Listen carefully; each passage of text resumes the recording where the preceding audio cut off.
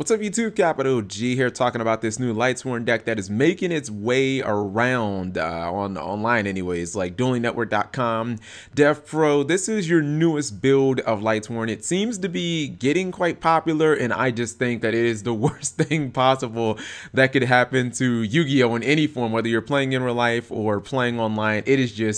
It's a god-awful time playing against this deck. Now, the first notable thing that this deck did, as far as what I saw, was it made top 16 at an ARG. I believe it was ARG Anaheim. You see Base Lolly. He ended up topping the event, and this is pretty much his deck card for card. I'm going to play this on stream tonight, so I just adjusted it. I think I added like a Max C and took out Colossal Fighter for a second Digustal Emerald, but for the most part, most of the versions that you see are going to pretty much be the same. Now, some people don't necessarily consider this a Lightsworn deck. I may have miscounted, but I think that there's extra and main. I believe that there's 19 Lightsworn cards if you include the Minervas and the Michaels and whatnot. So to me, it definitely qualifies. And if you see the deck in action and you see the way that the deck plays, it definitely looks like a Lightsworn deck. Yes, there are instant fusions and there are a whole bunch of performance cards in here because, you know, that's just the hotness of the meta. But like the way that the deck makes a lot of advantages,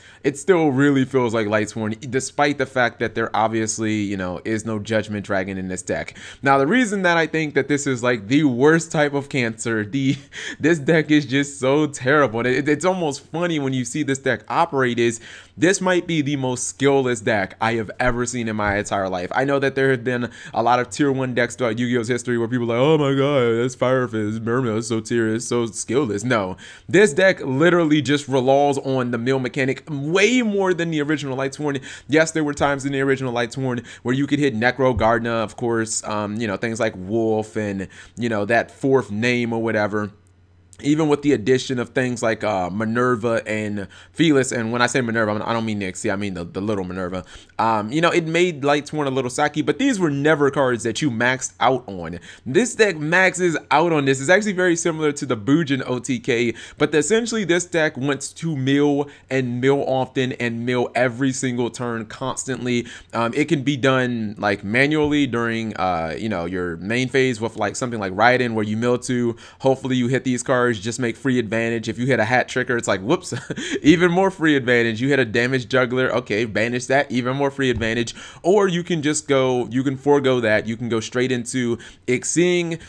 This deck has so many ways of making instant rank 4s, with, you know, instant fusion being an instant rank 4, the clowns making it very, very easy for you to make rank 4s. You run Corky up in here, that makes it very easy to make rank 4s, and almost always you're going to go into Minerva. You're trying to just sack the freaking crap out of your opponent, and considering this deck runs so many Lightsworn names in the main deck, usually if you mill like a Wolf or my god, a Felis, you just generally win, because not only do you get a monster on board, but then you get the draw on top of that. So it is ridiculous. The deck is super rank 4 spammy, which is why you see like a lot of the extra deck usually with this deck will be devoted to making rank 4s, and a lot of times you drop like 3 or 4 per turn. This deck can actually OTK a deck like Performance in the Pals relatively easy, but because it runs Honest and Maxis and Damage Juggler, it's very difficult to OTK this deck. It's very similar to the Chaos Dragon build that I showed you guys like last week, where, you know, you've got the damage jugglers, you've got the triple gores in there, so it's like you can go as ham as you want, but your opponent really can't go ham because they essentially should never kill you. This deck it's crazy. And you know, when Minerva was announced as a YCS prize card, everybody was like, oh crap, you know, this sucks. People will never be able to run Lightsworn affordably anyways. I mean, you can run it online, but you'll never be able to run it in real life because, you know, you'll probably want to run one or two of Minervas, and it's just not very obtainable. But now looking at it, it's like, man, maybe we dodged a bullet here, because if this card was, let's say they would have put it in, you know, Clash of Rebellion as a secret rare, okay, it probably would have been a $70-$80 card. Like anybody would have been able to pick them up, and I'm not gonna lie, I probably would build this deck because there's no thought process. When you activate a Charge of the Light Brigade and you mill a Damage Juggler plus a Wolf, Like, you can't tell me that that's skill. That requires no thought. And then you just search out, you know, a hat tricker, or, well, you search out a trick clown, normal summon it, you know, get Minerva, mill a Felis, plus, you know, like maybe a Lila or something like that. Like, you just make even more advantage and end up drawing cards. So it's absurd. Let me know what you guys think of this deck.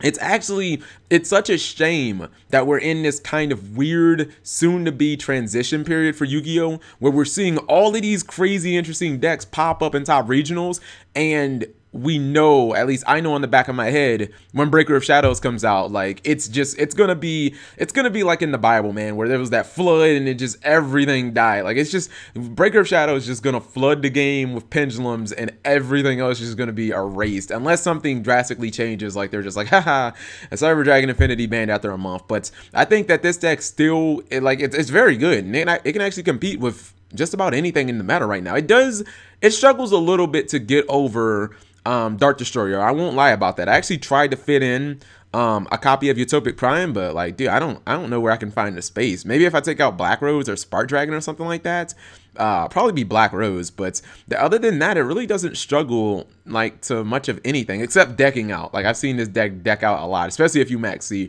your opponent. But let me know what you guys think of the new Lightsworn. Again, I think it's probably one of the most cancerous decks we've ever seen in Yu-Gi-Oh! Similar to like the Frog FTK or the Shadow Priestess of Ohm FTK or something like that. Thank you guys for watching as always.